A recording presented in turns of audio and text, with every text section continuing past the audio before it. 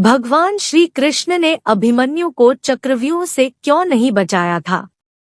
दोस्तों, महाभारत कथा से तो आप भली भांति परिचित होंगे ही। महाभारत युद्ध क्यों और कैसे और किन योद्धाओं में लड़ा गया था, यह तो आपको पता ही होगा, और भगवान श्री कृष्ण ने किसका साथ दिया था। लेकिन इसमें कई ऐसे योद्धाओं से जुड़े कई रोचक तथ्य और रहस्य भी हैं, जिन्हें आपको जानना चाहिए। ऐसे ही एक पौराणिक कथा अभिमन्यु से भी जुड़ी है। तो आइए जानते हैं अभिमन्यु के जीवन से जुड़ी रोचक कथा के बारे में। अर्जुन और सुभद्रा के पुत्र अभिमन्यु को तो आप लोग जानते ही होंगे कि महाभारत युद्ध में अभिमन्यु वीरगति को प्राप्त हो गए थे।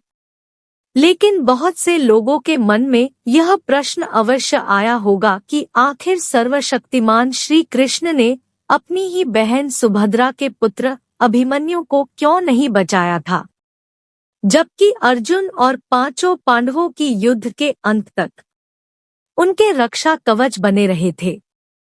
तो क्यों अभिमन्यु को क्यों मर जाने दिया? अगर चाहते तो लीलाधारी भगवान श्री कृष्ण अपने सुदर्शन चक्र भेज अभिमन्यु को चक्रव्यूह से बाहर ले आते और अभिमन्यु का वध नहीं हो पाता। परंतु श्री कृष्ण ने ऐसा नहीं किया। किस कारण नहीं बचाया श्री कृष्ण ने अभिमन्यु को? कहा जाता है, जब भी धरती पर धर्म और सत्य की हानि होने लगे तो भगवान को नियति के अनुसार धरती से अधर्मियों और अत्याचारियों का नाश करना होता है, और इस उद्देश्य हेतु भगवान स्वयं धरती पर जन्म लेते हैं। और उनके इस उद्देश्य में सहायता हेतु विभिन्न देवी देवताओं को भी अपने पुत्र को भेज या स्वयं जाकर धरती पर जन्म लेना होता है।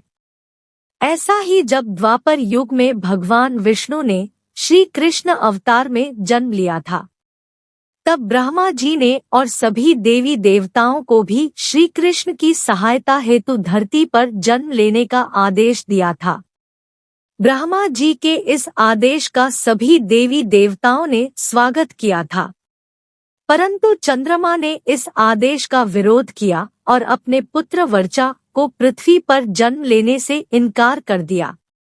लेकिन जब सभी देवताओं ने मिलकर चंद्रमा को समझाया कि धर्म की रक्षा करना ही हम देवताओं का परम कर्तव्य और धर्म है, इसलिए हम सभी को ब्रह्मा जी का आदेश का पालन करना है, यह हमारा दायित्व और कर्तव्य भी है।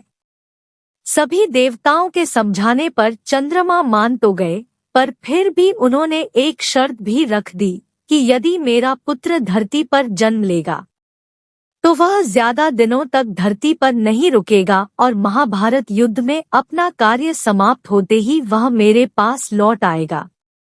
इसके साथ ही वह युद्ध में अपने पराक्रम से बड़े बड़े महारथियों को भी चकित कर युद्ध लड़ते हुए वीरगति को प्राप्त होगा, और उसके इस अदम्य साहस को युगों युगों तक याद रखा जाएगा। दोस्तों, चंद्रमा पुत्र वर्चा ही अभिमन्यु थे, जिसने धरती पर ब्रह्मा के आदेश का पालन कर श्री कृष्ण की सहायता के लिए जन्म लिया था।